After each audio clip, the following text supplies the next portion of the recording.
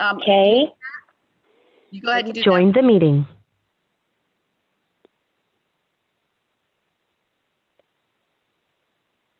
Are you putting her on spotlight, Jackie? If you would do that, please, because I can't change my screen now. Okay, I can't find her. I've lost her. I believe she's sharing her screen, so her screen is showing up. Okay, okay. So she ready? I'm ready. Okay, go ahead, Tara. We're glad to have you. Thank you. Good morning, everybody. Good morning. Good morning. So I'm Tara Gregory, and I'm a dietitian, and I work with the Chatham County Cooperative Extension over at the Ag Center in Pittsburgh. And I wanted to come talk with you guys about nourishing your heart, because I'm sure you've heard February is Heart Health Month and also Valentine's Day. So hopefully your February is already off to a good start. And I know I've heard some names. I can't see your faces, but I've heard some names I recognize. So I'm excited to be here. I feel like it's been so long since I've been around you guys. So what I want to do is play a little bit of a trivia game today. So I know if you can't see the questions, I'll try to read them a couple times so you can think about your answer, and it'll help us just talk about a few things. And then of course, I'm going to give you guys time to bring up any questions or topics you'd like to talk about around eating for your heart. So let's go ahead and get started with our trivia game. It's just a few questions. I only have 3 questions, but we can do a lot of discussion around them. All right, question 1. Omega-3 fats are beneficial for which of the following? So A, lowering cholesterol and triglycerides. B, decreasing blood clot formation. C, decreasing blood pressure and inflammation. Or D, all of the above. So Number 1. Okay, so we got an answer for the first one. All right, let me read it one more time just in case you missed one of the answers. Omega-3 fats are beneficial for which of the following? A, lowering cholesterol and triglycerides. B, decreasing blood clot formation. C, decreasing blood pressure and inflammation. Or D, all of the above. All right, go ahead. I still say What about all of them. D? All of them, okay. All of them. All of them, okay. Anybody think anything different? I've heard a couple. B. D. Conway, did you say D? B. B. Okay, we got a B, and I know somebody said A earlier. Brenda. Right. Brenda. Hi, Brenda. Hi. All right, so let's find out what our answer is. The answer is D, all of the above. Yeah. Yep, so those omega-3s you hear about eating, they're a type of fatty acid that can really do all these things to protect your heart. So that can help lower your cholesterol levels, help prevent blood clotting, and lower inflammation and blood pressure. So great job, everybody.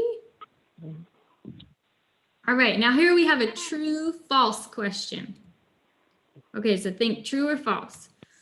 Walnuts, flaxseed, canola oil, some leafy greens, and fatty fish, such as salmon and tuna, are good sources of omega-3 fatty acids. True or false? True. Lovely. Lots of truths. Excellent job. Now, who knew that some leafy greens have these omega-3s? Did y'all know that? I think I did. Yeah. Great, great. Yeah, there's a few of a little bit of omega-3s in like your Brussels sprouts and broccoli and kale. Those will have a little bit of those in there. A lot of times. Go ahead. Finish.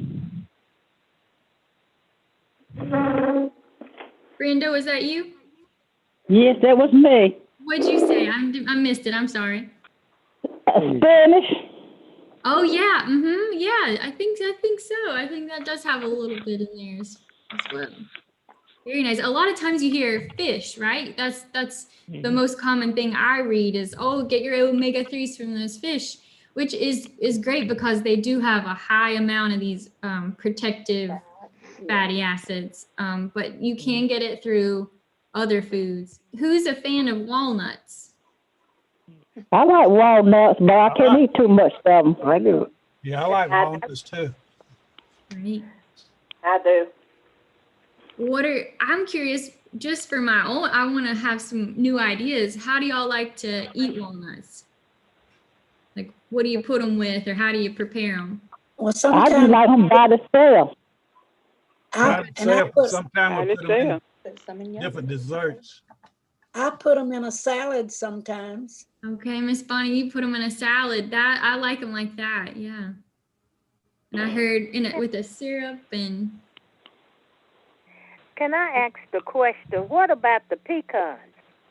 Yeah, those are good too. They're going to have some healthy fats in there. Walnuts are mentioned here because they have the high amounts of omega-3s. Right. Pecans will have other types of healthy fats too. Now, going back again about what we can get, go over that answer again. Go over what again? I'm sorry. Go over that again. What you said you can get that out of. I know I said spinach and what else? Oh, for the. Just repeat that again. Yeah, with the leafy greens. Yes. Yeah, so you can get omega-3s in Brussels sprouts and kale and broccoli. Those are some. There's likely others, but I don't want to list any others and have it wrong. Those I know. Okay. Right now, I do want to mention something about omega-3s and kind of how they work. So what they do in our bodies is they're a starting point for hormones and other factors that will help regulate blood pressure and like protective for our arteries. They're like the starting block for a lot of those processes that are important for our heart contracting and relaxing, which it does all day, every day. So omega-3s are a nice protection. All right, let's move on to our next question. All right, which of these do we want to eat less of to take care of our heart? So which of these do we want to eat less of to take care of our heart? A, fiber. B, sugar. C, unsaturated fat. D, Sugar. Hold on 1 second. The last one was D, eggs. Let me give the answers one more time, and then I want to hear what you think. So A is fiber, B is sugar, C is unsaturated fat, and D is eggs. Which one do we want to have less of? Sugar. You got sugar. What else? What was the last? The last one was eggs. What about the unsaturated fat? Okay, so we've got answer for C and D. What other answers? Sarah, let me back for a second. Annie, your phone is making a lot of background noise. If you can hit Somebody's phone.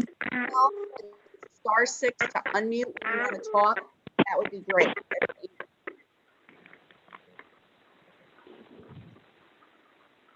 So if you're not talking, if anybody can mute using *6 and then unmute using *6. That way we won't have the background noise. Could you repeat that? Yes, if you hit star down there, the 0 key, and then the 6, it will mute your line so you won't hear the background noise. And then when you want to talk, hit *6 again. *6.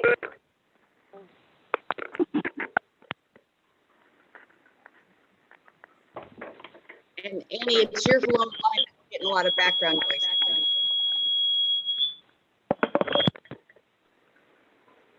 All right. Thank you, Tara. I'm Darrell Jones. All right. Join the meeting. Okay, so I heard some answers for B, sugar, and I heard an answer for unsaturated fat. Any other answers?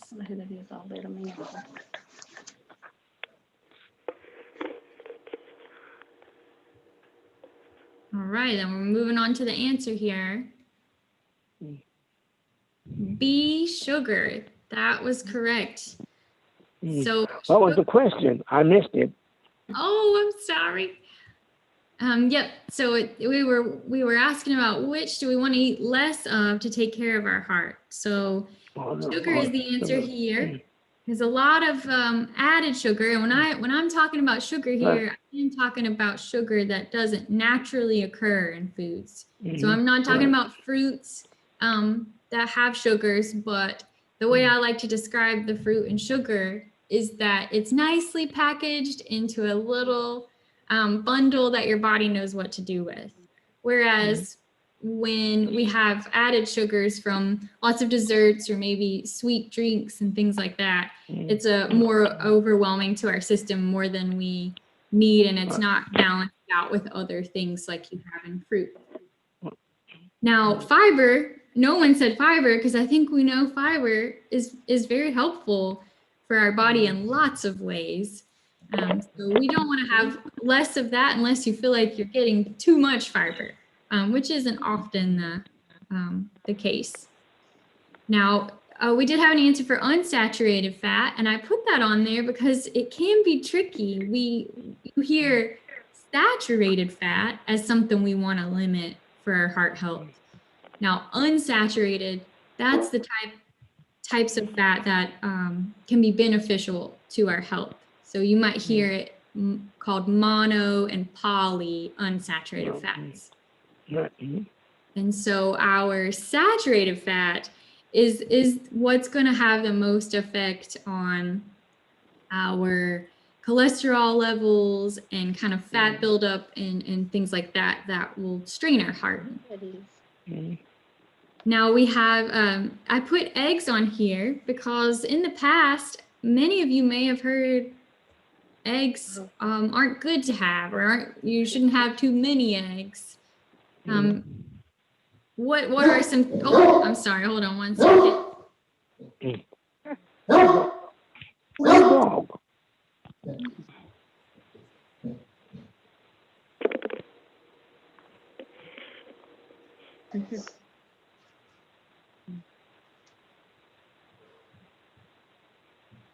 right, that was my very large, loud dog.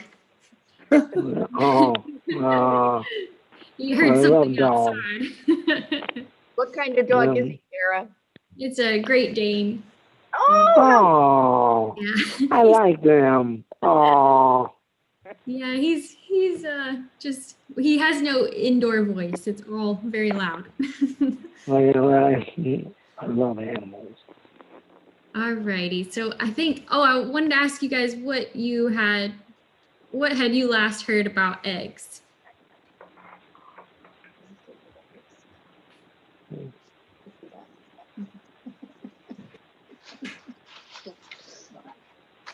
This is Jackie, I think for a while eggs got a really bad rap, and now they're realizing that they really are good for us Yeah. in moderation. Exactly. I wanted to share, some of the stuff I had looked into is we hear that eggs have fat in them, especially the yolk, but most of the fat is unsaturated fat. So it's that the good kind of healthy fats that we want. Now, you also hear that eggs have a lot of cholesterol. But the good news there is that cholesterol in foods isn't necessarily what's causing heart issues. It's more the saturated fats and sugars that raise our LDL and triglyceride cholesterol levels. Yeah. You know what? I think as far as the eggs are concerned, the yolk's on them. Get it? That's our Daryl, our jokester in I think I missed part of that. I'm sorry, Daryl. What'd you say? I want to hear the joke. I said, as far as the eggs are concerned, I say the yolk's on them. Nice. So on that line, one of the things I've wondered about is, so if you said that the cholesterol in food isn't necessarily the stuff that's bad for the heart, what about shrimp? From what I understand, shrimp are high in cholesterol. Is that correct? Yes, that's correct. And it's the same situation. So when we, the cholesterol that our body makes is separate from what you get from food. So it's not the connection between like a high cholesterol food and the effects of high cholesterol in our body is kind of a weak association, which is really strange because you think, well, if I eat something high in cholesterol, it's gotta make my cholesterol go up. But really it's the saturated fat and sugars that affect our cholesterol production in our bodies, which can be the more damaging situation. That's really good to know. Okay. What about liver? As far as being high in cholesterol? Yes. Yes, it is high in cholesterol. Since our liver is where we store cholesterol and make cholesterol, that is, it's like that in other animals. So if you ate an animal's liver, it is going to have a lot of cholesterol. But again, not going to be what is driving someone's cholesterol to be higher. Now, if you fry that liver or you're frying something, that is more tied to raising your cholesterol from getting the saturated fats and maybe the type of oil it's fried in.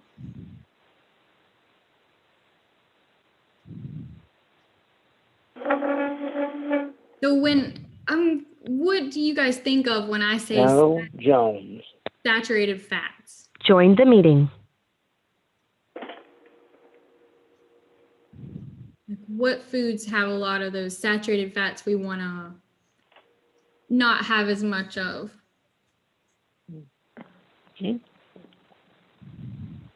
What is it? Did somebody say cheese?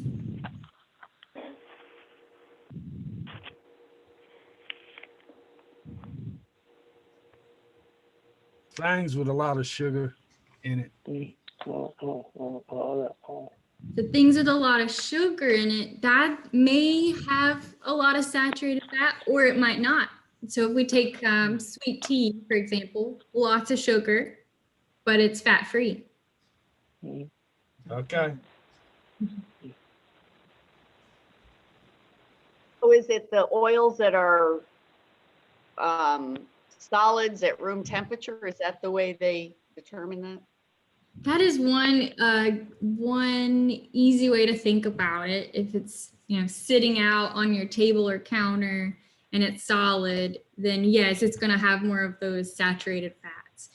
So if you think about butter sitting out, or lard, or coconut oil, So those are all like more solid at room temperature. They're higher in saturated fats, or mostly saturated fats. Versus how we saw earlier with like canola oil, or you have olive oil, they're liquid sitting out at room temperature. How about palm oil? Palm oil, I've actually never seen palm oil just, like in a bottle or anything like that, or a jar. But palm oil does have saturated fats more so than your other oils like canola or olive oil. I see. Yeah. Yeah, you'll see that used a lot. Palm oil used in baked goods or like packaged foods. You'll see that in the ingredients list a lot. The reason I have said that is I remembered a article in the National Geographic of 2000, I think it was 2019, and there was an article about palm oil and how. Join the meeting. And it was showing you how palm oil was in demand all over the world. Yes. Yeah, it's commonly used. I don't know how it's changed recently, but it was an oil being used in a lot of packaged foods. Now, I don't know whether, Kara, I don't know whether this is related or not, but I thought this was really interesting with the Super Bowl that happened last weekend, and all the talk about Tom Brady and how healthy he was, and the fact that he's 43 and he's in phenomenal shape. They said he doesn't eat sugar, but the other thing they said he doesn't eat is he doesn't eat olive oil. Do you know what that's about? Because everything I've heard is olive oil is healthy for you. Yeah, I can't say I know a ton about this, but the thinking behind not having oil is that it can be inflammatory. So the science that I know of does not say that this is harmful to everyone, like oils are going to be inflammatory. But I do know that some folks out there are choosing to not have oil, like processed oil. So maybe they eat the olive, but they're not using olive oil. That makes sense to some extent. Yeah. I'd like to interrupt just a second. If you just joined by phone and your area code is 941, can you give me your first name, please? Kay. All right, thank you, Carrie. It's Kay. Okay. All right, thank you. Okay. Thank you.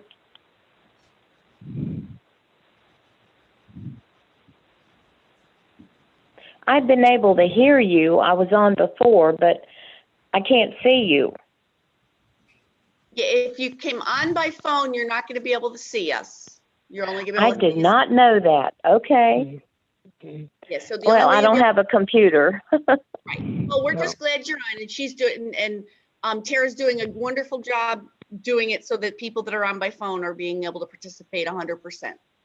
Okay, thank you. All right, so we've talked a lot about fats and a little bit about sugar, and I want to say something that always comes up with heart health, and maybe you've heard it from your doctors or read somewhere, is sodium, right? Sodium's that other nutrient that can be too much for our heart. Right. Raises the blood pressure. What was that, Daryl?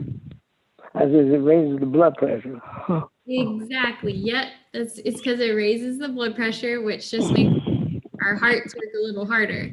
The thing is that can be tricky is you may not even realize you have high blood pressure. It sometimes can be unnoticed, especially if it's a gradual change. So maybe it's gradually increased your blood pressure and your body kind of gets used to the feeling. And so you don't notice. Very similar to blood sugar. So sometimes when people are diagnosed with diabetes, it was a gradual process. And you never, maybe some people I've heard say they never felt different.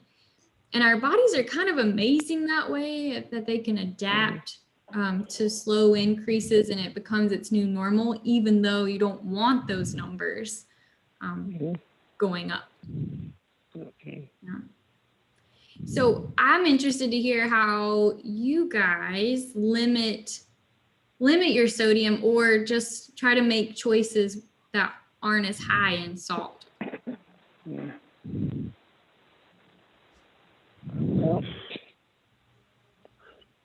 Well, I tell you, when I eat supper, I don't salt my food.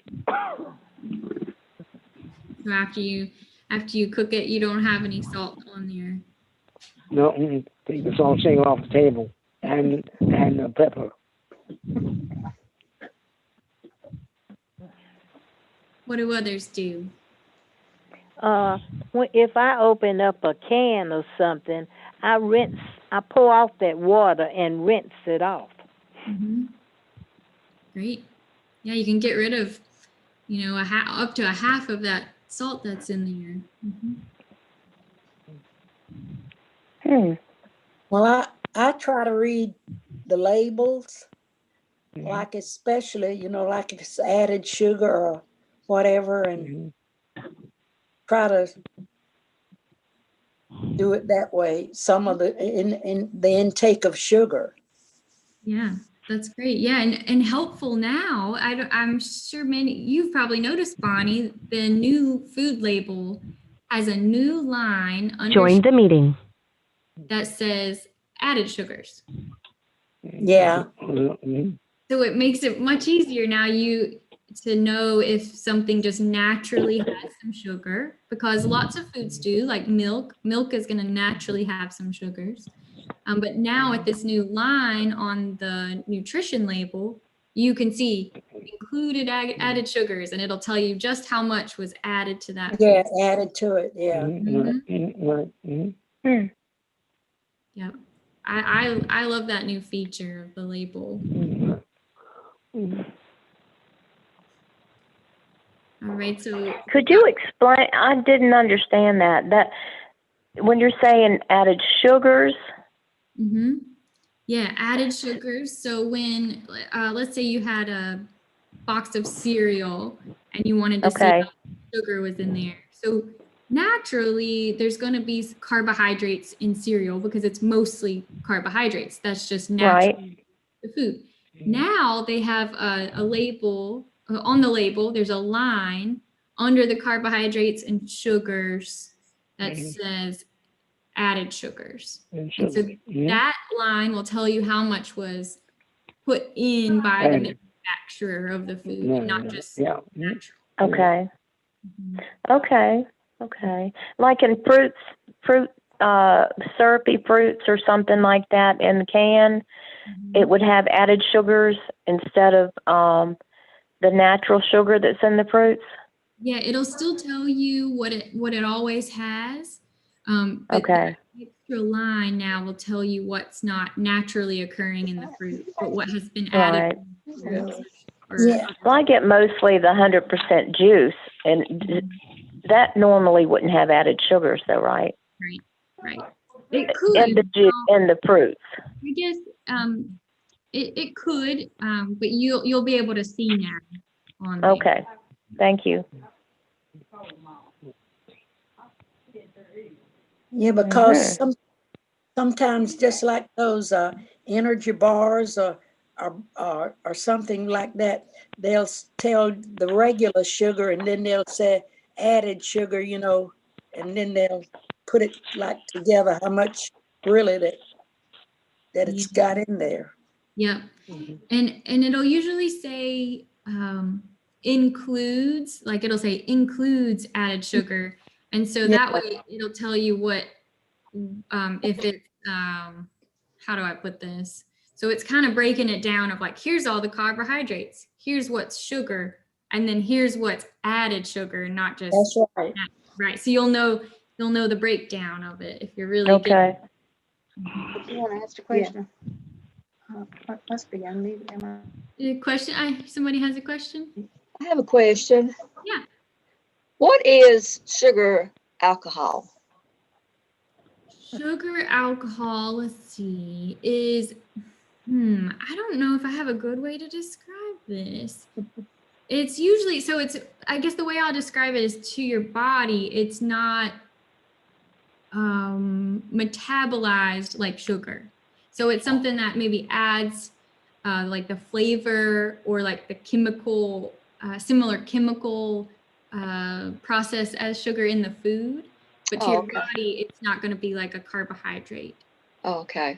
Yeah, and sometimes sugar alcohols, if there's a lot of sugar alcohol in whatever food it is,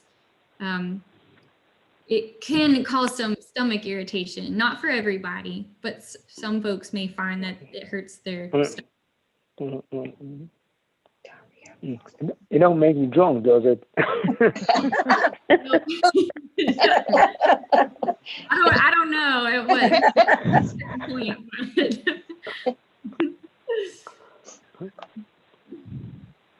Don't try Is it that out. what malitol is? Like a sugar alcohol? Yes. Mm-hmm. Okay. So it's in those things like the sugar-free candies. You see the sugar alcohol? I think I've seen it, but I don't remember. I think that's where I saw it. Yep, that's right. And that OL, something ending in that atoll. Right. A lot of times that is like, not a lot of times it's going to be sugar alcohol. Not always, but. Mm-hmm. Good questions.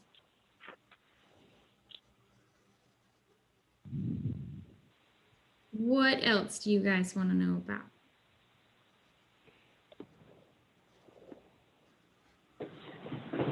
I was reading something about staying away from diet sodas and white stuff, like bread and rice and stuff like that. Is anything to that for us helping the diabetes?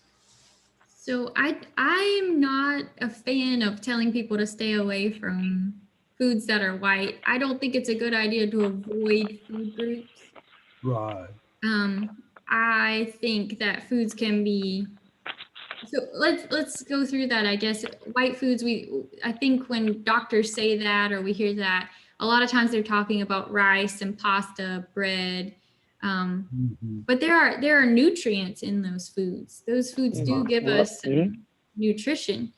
So it really comes down to how much of those foods you're having at one time. Yeah. And what you're eating with them. Yeah. Some things you have to eat in moderation, like, you just don't eat a whole lot of it, or maybe eat it as often. Right. Exactly. Yeah. So if it is something, I've learned when I've talked to lots of people about nutrition, there are some folks out there who can do moderation really well. They say, I'll enjoy this and I'll have a little bit and some other foods with it. And then there's some folks like my husband who they have a hard time with that little bit of certain foods. They want to just keep eating it, over and over. Yeah. So it's no good. Yeah. So, and that's okay. It's okay to be either way. But you just know yourself. So if you know that you love rice so much that you have a hard time just having a little bit with some other foods, then maybe, like Bonnie said, that's a food maybe you just have less often. And when you do have it, you have someone enjoy it, but you don't keep it around all the time so that you're eating it all the time. Right. Yeah. So really just know yourself and don't feel like you have to eliminate real foods. I do think it's important with diabetes to be very careful with foods that have lots of sugar but not a lot of nutrition. So that's going to be like those sodas, like regular sodas, or yeah, and so those things give you lots of sugar, but you're not getting any new nutrients to help your body in any way. Yeah. Did that answer your question, Conway? Yes, yes. I have a question. Yeah. I found I've never liked anything but Coca-Cola, and that's terrible. So I can't drink it now. So I've tried to find a substitute, and they did have Coke Life, which they've done away with it for some reason, and that was sweetened with stevia and just a tiny bit of sugar. But they've done away with that. So I found something called Twist Lemonade. It has absolutely no nutrition, but it has a good flavor. And there is zero everything in it. If you look at the label, it says 0,000. But it's a good flavor. Yeah, I have something like that. So I really like it, but I do water it down just a little bit because anything with sucralose in it is terribly sweet for me. So is that harmful to me as a diabetic? Is it sucralose? So sucralose is one of those called artificial sweeteners. So you get that very sweet taste I'm talking about. They're much more sweeter to our tongue than sugar is. So that's why you're probably getting that reaction and needing to water it down a bit. Now, it is not going to raise your blood sugar. Any of those artificial sweeteners will not raise your blood sugar. And I've never been one for artificial sweeteners, but I wanted to find something just for a change once in a while. And the Twist Lemonade is pretty good if I water it down just a tiny bit, and put a lot of ice and put some cold water with it. Yeah, I think or that's add it. a great option. You said instead of having Coca-Cola, because Coca-Cola will raise your blood sugar, and you have all that sugar going into your system. So I say it's a good alternative, and I'm not concerned about it. Where it becomes concerning, like when you look at the research around artificial sweeteners, is when folks are having large amounts of, like if you were drinking large amounts of Twist all day long every day, it does become concerning. But that, you think about that with anything. If you did that with any food or drink, it wouldn't be a good idea. Okay. Because I've never used artificial sweeteners. I don't like to add them at all to my coffee or anything. And I can drink coffee or tea without anything in it. But for something different to drink, I have to have something in it, I guess you would say. It just sounds like one of several beverage options, and I think that's good balance. Okay, good. Thank you. What about flavored seltzers? The ones that have they have like the fruit essence or whatever. Would that be a good choice for people as well? Yeah, it's like sparkling waters that have different flavors. Those are good options especially if you like the bubbles in soda and you're looking for something to kind of replace that. That's what I like about the sparkling waters. Now, one thing that you may hear out there is dentists are not a huge fan of people drinking those all day long. But same as soda, in that like the acidity of the drink and like the carbonation. But it's still a win over regular soda because you don't get the sugar and the carbonation. So I think dentists are happy to see the sugar go.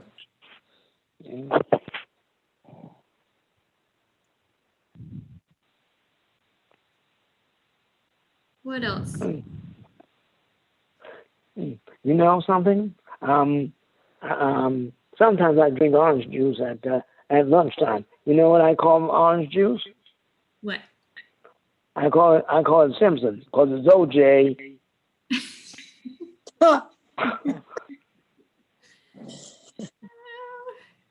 You're a jokester, Mr. Jones. Yeah.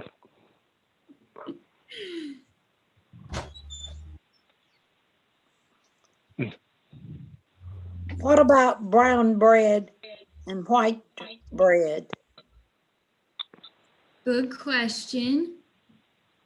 So it's important to see what is making the bread brown, because sometimes it could just be brown because maybe molasses has been added to it or something like that.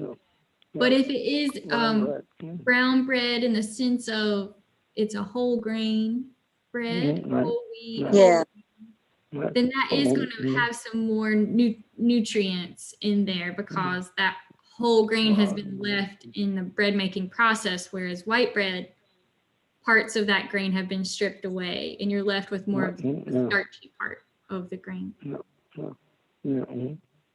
Yeah, and so now I will say that you could have similar, if not the same amount of carbohydrates. So if you're thinking about that for managing your blood sugars, the carbohydrates could be nearly the same, but there is a slight difference in how your body breaks the bread down. So white bread is more quickly broken down into those sugars, whereas the brown bread may take a little bit more time, which may give you more a steady increase in your blood sugars.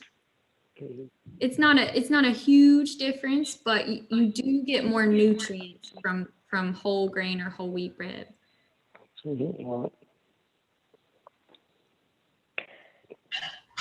I've got another question. Okay. Okay. I made homemade pizza last night, and it was like a margarita pizza. And I have something called gastroparesis, which I can't eat raw things. I have to have everything cooked. If I have a slice of the homemade pizza, which had the basil and roasted tomato and what all was on mozzarella. So what else could I have to balance out that meal that for myself, or how could you balance that? I have some ideas. What do other people think first? Any suggestions? If Kay cannot have, she needs cooked food. Keep that in mind.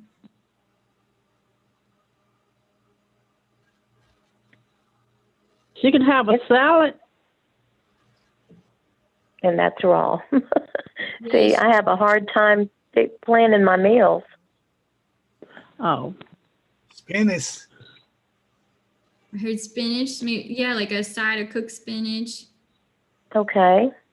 What other ideas? Are there any vegetables that are cooked that you can make into a cold salad? Oh, you could make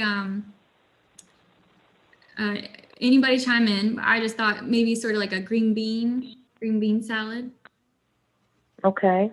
Which could be cold or warm. Right. It's hard when you're used to eating raw vegetables. Yeah, it does take some adjustment there. That's true. Something my kid likes a whole lot with pizza is carrots, cooked carrots. Oh, okay. Yeah. He loves that. Then we've gotten used to it ourselves. Okay. Planning meals. There's so much a diabetic has to do.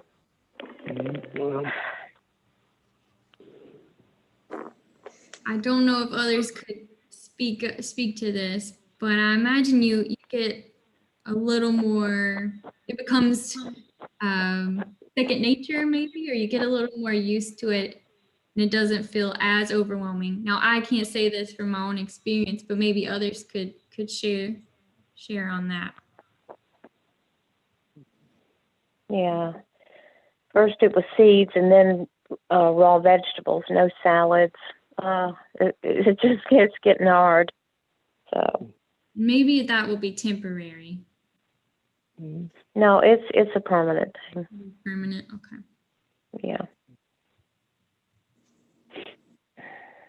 What are some other favorite cooked vegetable dishes that you all have?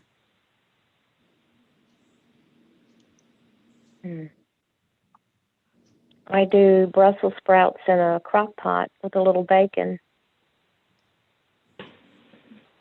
What about roasted vegetables? Yeah, that's good. Oh, and you can do just about anything and spice it with however you like to change the flavor, because sometimes you may have the same vegetables, but it could be a different experience with some different spices. Yeah.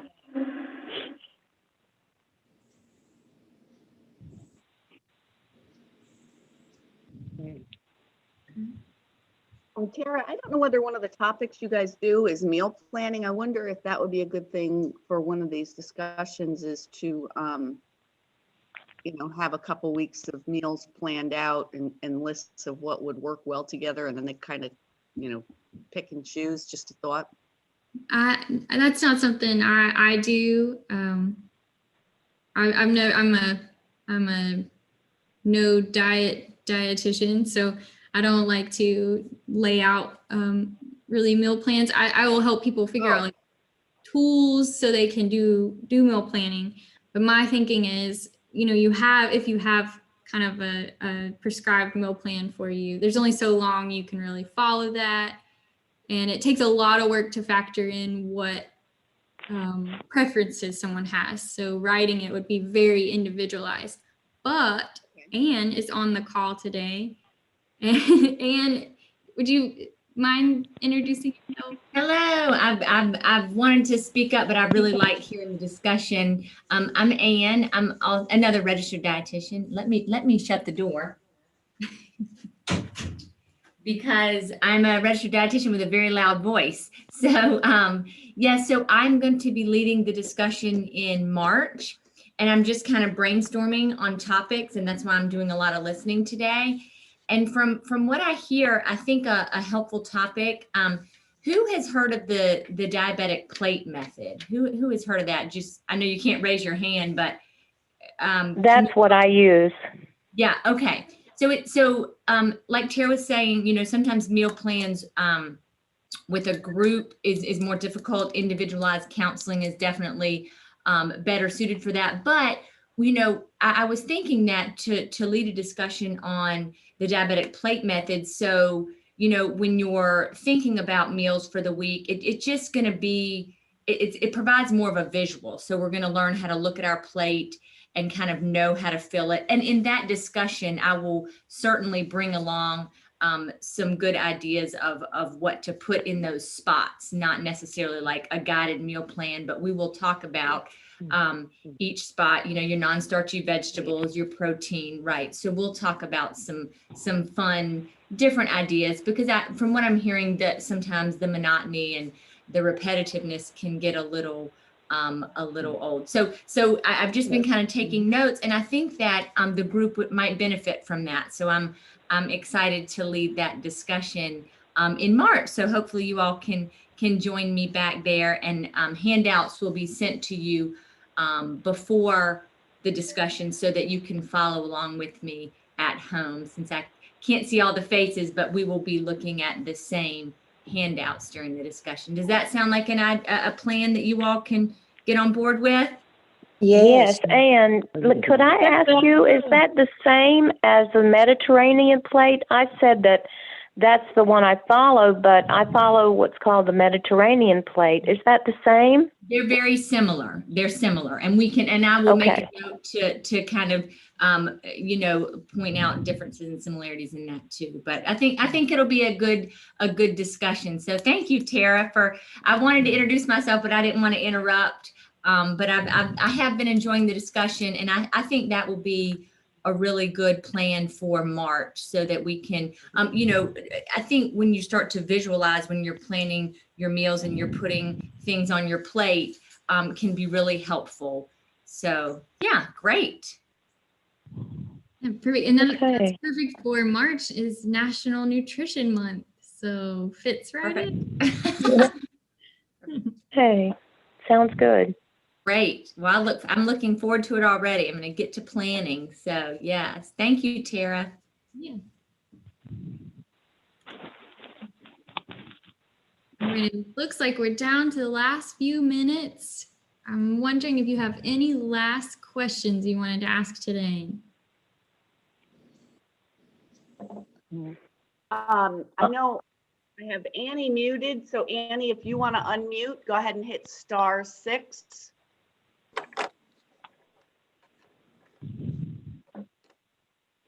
And if your number ends in 353, it's a 984 area code. Could you let me know who you are, please?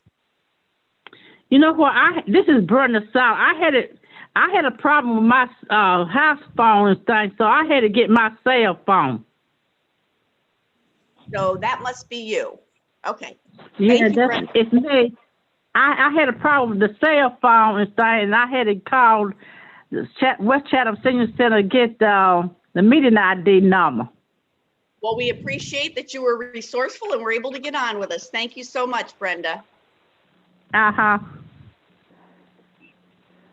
Well, this is the first time I've been on, and I've really enjoyed it, and I appreciate it. Thank you.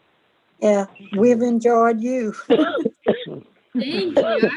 I've enjoyed being here with you guys, and I look forward to being in the same room together one day safely. Oh, me too. Yeah, me too. Well, everybody, thank you for being on today. Faye, do you want to add anything before we get off here? Yes, I just want to thank Tara, and it's good to see you again, Tara, and it was really good information that you give us today, and hopefully we can see you in person. A lot of our seniors know you anyway because you used to come and see us. Yep. But again, thank you. Yeah, thank you. And thank you, Ann, for being on as well. And we look I forward look forward to her. In March. And thank all of you that participated. Sorry, I was Thank waving. you. I forgot that we were, yes, I was waving, then I'm like, no, people, I'm getting used to the phone calls. So yes, I'm excited to be back in March. Thank you. Bye, everyone. Bye-bye. Bye. Bye-bye.